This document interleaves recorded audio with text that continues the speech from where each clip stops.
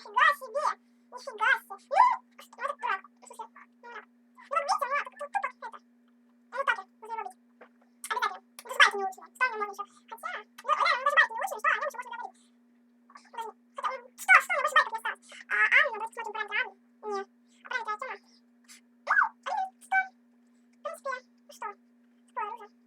Изучать лучше, если вы играете на урон, а что, если играете на дуэльке, на базе, так, то что-то долго переход идет, не понимаю, что это бесит. Фигня. Что это такое? Что это такое? Меня вот тоже разбесить.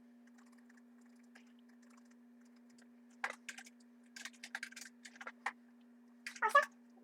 Так, ну, как вы знаете, я чувак просто крутой чувак.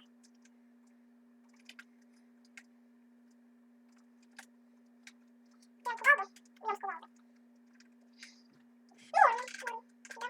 Кстати, я буду запись немного приостанавливать, там, на всякую часть только. Просто это будет очень долго. Мы в прошлый бой играли, мы примерно 20 минут это записывали, мне не хочется 20 минут. Как бы, смысл ждать 20 минут, если мы сыграем, сколько, не знаю, 2 боя, может, я не знаю, или один. Все равно долго. Вот, чувак, у него байки хотя бы улучшили. Ха, со свадьбы столкнет, скорее всего. Это же будет эпично. Эпично. Ставь дату. Куда мы поставим дату? Стоп.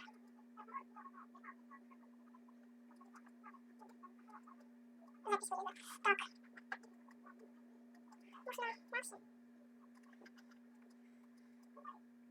Не можно на мне.